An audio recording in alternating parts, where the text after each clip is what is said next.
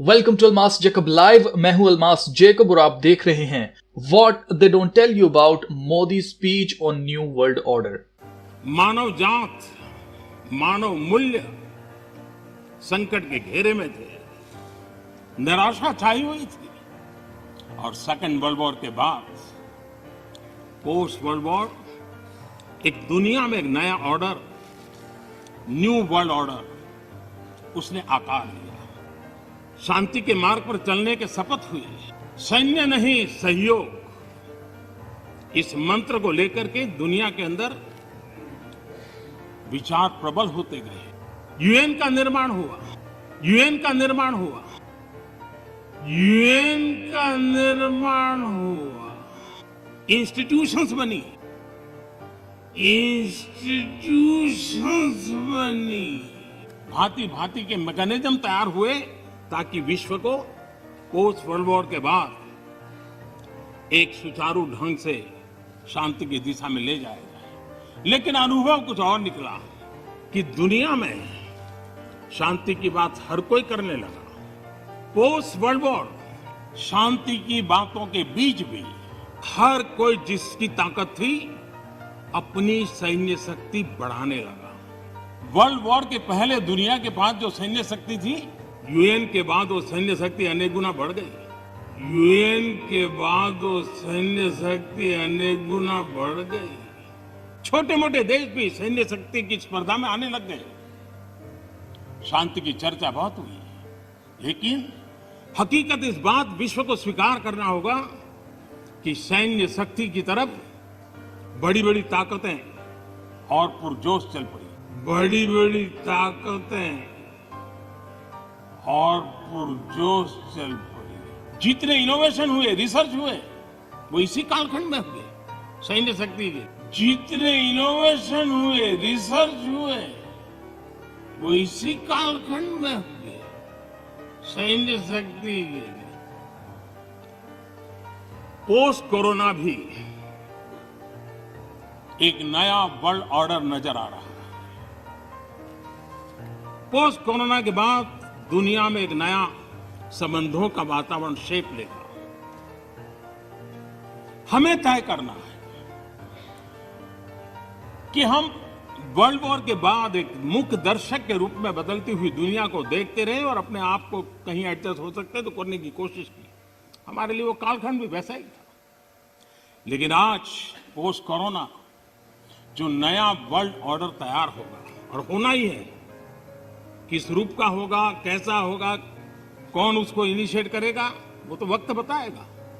लेकिन दुनिया ने जिस प्रकार से संकट को झेला है, दुनिया इस पर सोचने के लिए मजबूर हुई है और होना है। कौन उसको इनिशिएट करेगा, वो तो वक्त बताएगा।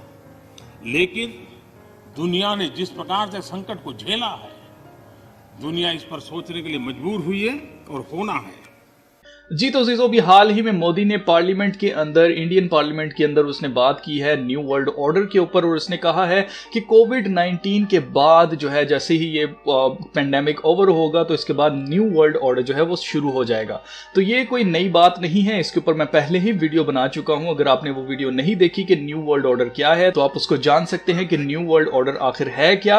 और जो स्पीच मोदी की लोगों को डिस्टर्ब कर गई, उनको परेशान कर गई, वो ये थी कि मोदी ने कहा है कि हम अलग होकर नहीं रह सकते। मोदी ने यह भी कहा है कि यूनाइटेड नेशंस जो है वो वर्ल्ड वॉर 2 के बाद क्रिएट की गई थी ताकि दुनिया में अमन हो, और उसके लिए जो है वो उसने बातें ये की हैं कि दुनिया के अंदर अमन के लिए यूनाइटेड नेशंस को क्रिएट किया गया, लेकिन अमन जो है उस तरह से नहीं आया। लेकिन अब न्यू वर्ल्ड ऑर्डर के ऊपर जो काम हो रहा था, अब वो तकरीबन मुकम्मल हो चुका है और पोस्ट कोविड यानी कि कोविड-19 के बाद जो है वो न्यू वर्ल्ड ऑर्डर शुरू हो जाएगा और इंडिया जो है उसमें एक बहुत बड़ा रोल अदा करेगा।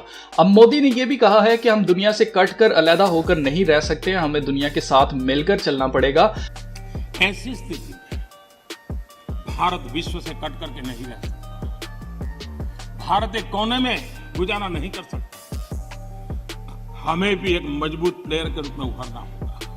तो जो बातें मोदी ने की हैं उससे लोग काफ़ी परेशान हुए हैं। पहले लोगों को ये लगता था कि शायद ये कोई सिर्फ एक कॉन्स्पिरेसी थ्योरी है, इसका हकीकत से कुछ लेना देना नहीं है, और अब उनकी आंखें खुल गई हैं, जो कि पिछले 5 सालों से मैं आपको बता रहा हूं कि न्यू वर्ल्ड ऑर्डर जो है वो आने वाला है और अब ये आपकी आंखों के सामने है और ये अब होने वाला है।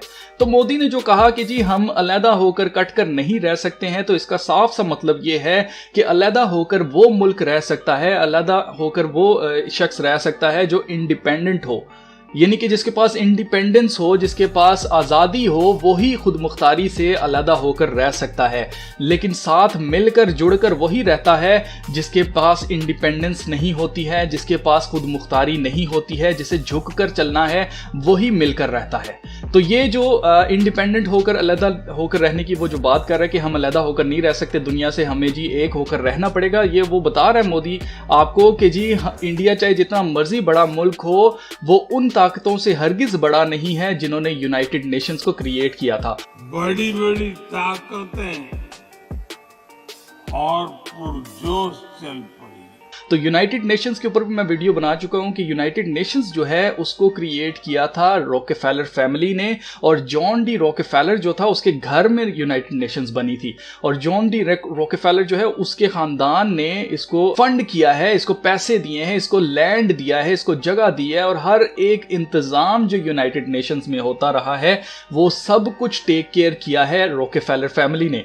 रॉकेफेलर फैमिली के बारे में मैं आपको बता दूं कि इल्यूमिनाटी के 13 खानदान है, उनमें से एक खानदान जो है वो रॉकेफेलर का खानदान है, जिसने यूनाइटेड नेशंस को फॉर्म किया, बनाया, इसलिए बनाया था क्योंकि 1945 में यूनाइटेड नेशंस वर्ल्ड वॉर 2 के बाद बनाई गई, और ये इसलिए बनाई गई थी ताकि दुनिया में अमन लाया जाए, ऐसा कौमों को बताया गया था। लेकिन इनकी जो सीक्रेट मीटिंग थी या जो सीक्रेट इनका प्लान था वो था 2 स्टेट नेशन जो है थ्योरी देकर के जी फलस्तीन और इसराइल को 2 स्टेट करके वहां पर बनाया जाए इसराइल को। और इन्होंने क्या किया, इसराइल को वर्ल्ड मैप के ऊपर लेके आए। यूनाइटेड नेशंस ना होती तो आज इसराइल वर्ल्ड मैप पर ना होता, और यूएन की वजह से इसराइल जो है वो वजूद में आया, और उसके बाद आज हमें पता है कि इसराइल ने पूरी दुनिया को जो है वो कर्जे दिए हुए हैं, IMF और ये सब कुछ हम जानते हैं। और इसी वजह से आज जो कौमें हैं वो झुक कर इनके सामने चलती हैं। यूनाइटेड नेशंस के जो सस्टेनेबल डेवलपमेंट गोल्स हैं उस पर सारी दुनिया की कौमें जो हैं वो काम कर रही हैं, और उनको लगता है कि शायद कोई डेवलपमेंट होने लगी है या कोई बहुत अच्छा काम होने लगा है, न्यू वर्ल्ड ऑर्डर में हम सब एक हो जाएंगे या दुनिया एक ग्लोबल विलेज बन जाएगी, हम एक हो जाएंगे। ऐसा कुछ नहीं होने वाला है। जैसा आपको पिछले 70 सालों से जो वजीर आजम बनते रहे, सदर बनते रहे, जो आपको झूठे ख्वाब दिखाते रहे हैं, वो सब कुछ प्लान था न्यू वर्ल्ड ऑर्डर के ऊपर काम करने का। और आप देख ही सकते हैं कि पास्ट में जो कुछ हुआ है वही आगे फ्यूचर में और वर्स होने वाला है। और जो लोग ये समझते हैं कि शायद न्यू वर्ल्ड ऑर्डर कोई बहुत पॉजिटिव चीज है, तो वो भी यहां पर ही है, मैं भी यहां पर ही हूं, तो आप खुद कहेंगे कि न्यू वर्ल्ड ऑर्डर के अंदर ज्यादतियां ज्यादा हो गई हैं, और ये आपकी आंखों के सामने होगा। और ये इसलिए होगा क्योंकि आहिस्ता आहिस्ता जो कौमें हैं वो अपनी इंडिपेंडेंस जो है उसको खोती जा रही हैं, यानी कि अपनी आज़ादी को खोती जा रही हैं, आज़ादी राय को खोती जा रही हैं, फ्रीडम ऑफ स्पीच जो है उसको खोती जा रही हैं, और आपकी खुद मुख्तारी जो है वो ख़त्म हो रही है। और अब जो भी यूएन के क्रिएटर्स हैं, जो ये न्यू वर्ल्ड ऑर्डर उनका जो ख्वाब था वो पूरा होता जा रहा है, और उनकी मर्जी जो है उसके ऊपर सारी कौमें अमल करेंगी। आप देखिए, आप देख सकते हैं कि दुनिया में कोविड आया और सारी कौमों ने लॉकडाउन किया, और आप देख ही सकते हैं कि कैसे दुनिया ने फॉलो किया। एक इंस्ट्रक्शन कहीं से आई है और पूरी दुनिया ने इसको फॉलो किया। उसके बाद फिर इंस्ट्रक्शन आई है कि जी अब इसकी वैक्सीन लगेगी, वो भी अब पूरी दुनिया फॉलो कर रही है। आप देख सकते हैं कि पूरी दुनिया में जो है वो ड्राइव्स चल रही हैं। इसी तरह आगे आगे चलकर वहां से ही आएंगे ऑर्डर्स, और लोगों को जो है आगे कबूल करने पड़ेंगे, और ये जो हुकूमतें हैं ये काम में लाएंगी इनके सारे प्लान्स को। न्यू वर्ल्ड ऑर्डर का ख्वाब कोई आज का ख्वाब नहीं है, इसके ऊपर बहुत पहले से काम हो रहा था। अगर आप $1 की बैक साइड पे देखें तो वहां पर एक पिरामिड बना हुआ है जो कि कंप्लीट नहीं है, और उसके ऊपर 1 आई ऑफ लूसीफर बनी है, उसके ऊपर लैटिन में एन्यूट कोएप्टिस लिखा हुआ है, नीचे नोवस ऑर्डर सेकुलम लिखा हुआ है। तो ये सब कुछ मैं आपको पहले बता चुका हूं कि ये उस बादशाहत को जो कि कंप्लीट नहीं हुई थी, उस प्लान को जो कि कंप्लीट नहीं हुआ था, जो कि नमरूद से शुरू हुआ था, और उसके बाद आगे चलकर आप देख सकते हैं कि मिस्र एक ऐसी बादशाहत बनी, दुनिया की पहली बादशाहत जो कि खुदा के खिलाफ थी। और यहाँ पर पिरामिड जो है वो इसीलिए बनाया गया है जो कि कंप्लीट नहीं है। वो इसीलिए यहाँ पर बनाया गया क्योंकि पहली बादशाहत जो खुदा के खिलाफ थी वो मिस्र की थी। और अगर हम देखें तो यहाँ पर कोई और भी निशान बनाया जा सकता था, कोई सितारा बनाया जा सकता था, कुछ भी बनाया जा सकता था, लेकिन यहाँ पर पिरामिड रखने का मकसद ये था कि वो ही बादशाहत जो पहले थी उसको और मजबूत करके दोबारा से दुनिया के सामने लाया जाएगा। अब लोगों को, कौमों को ऐसा लग रहा है कि जैसे इससे कोई डेवलपमेंट होने लगी है, ऐसा कुछ नहीं होने लगा है। ये सब प्लान जो है वो एंटी क्राइस्ट के लिए हो रहा है, मुखालिफ मसीह के लिए हो रहा है, जो कि यहूदियों का मसीह होगा और वो कहेंगे कि जी ये हमारा मसीह है, उसको मान लेंगे और वो बादशाह एक होगा जो कि रूल करेगा यरूशलेम से, इसराइल से और पूरी दुनिया को। जो वो ऑर्डर देगा और वो चीज़ें मुकम्मल की जाएंगी, उसके ऑर्डर्स पर काम किया जाएगा। उसके अलावा वो हर एक आज़ाद गुलाम, छोटे बड़े, अमीर गरीब, सब के ऊपर एक एक छाप करवाएगा। ये खुदा की प्रोफेसी है, खुदा के कलाम में, ये अपनी आंखों से आप होते हुए देखेंगे। जैसे खुदा के कलाम में लिखा हुआ है वही सब कुछ हमारी आंखों के सामने पूरा होता जा रहा है। और ये न्यू वर्ल्ड ऑर्डर जो है ये बेसिकली उसी की बादशाहत है, क्योंकि एक ही हुकूमत, एक ही बादशाह, एक ही करेंसी, एक ही रिलीजन, ये सब कुछ जो है ये ख्वाब है न्यू वर्ल्ड ऑर्डर का। अब मोदी की स्पीच के बाद भी अगर आप इस चीज को सीरियस नहीं लेते हैं तो आपसे ज्यादा बेवकूफ कोई नहीं है, क्योंकि वो खुद खुले अल्फाजों में कह रहा है कि हम दुनिया से अलग होकर नहीं रह सकते, हमें सबके साथ मिलकर चलना पड़ेगा। अलग होकर वही रहता है जो कि इंडिपेंडेंट होता है। तो मैं आपको बता रहा हूं कि जो इंडिपेंडेंस है वो खत्म होती जा रही है। और पहले ये होता था कि जैसे आप देख सकते हैं कि 9/11 के बाद हुआ कि जो टेररिज्म जो है वो बड़ा फैला और टेररिस्ट कहना शुरू कर दिया एक मजहब के लोगों को, और मजहब जो है उसको ये बना के सामने पेश किया गया कि जी ये टेररिज्म को प्रमोट करता है, या जो मजहब होता है ना, जो मजहबी लोग होते हैं वो टेररिस्ट होते हैं। वो चीज़ पहले इन्होंने पेश की और उससे क्या हुआ कि मजहबी लोगों को टेररिस्ट की नज़र से देखा गया। और अब जो है वो बिल गेट्स कह रहा है, नया टर्म यूज़ कर रहा है, एनवायरमेंटल टेररिस्ट। तो अब इन्वायरमेंटल टेररिस्ट कौन है? ये वही लोग हैं जो कि इनके कहने पर नहीं चलेंगे, और ये वही लोग हैं जो कि रिलीजियस होंगे। जो रिलीजियस लोग होंगे वही इनके कहने पर नहीं चलेंगे। वो इंडिपेंडेंस से, अपनी आज़ादी को बिल्कुल भी वो गुलामी में तब्दील होने नहीं देना चाहते, इसलिए वो इनकी चीज़ों को फॉलो नहीं करेंगे। ये उनको नया नाम देंगे इन्वायरमेंटल टेररिस्ट।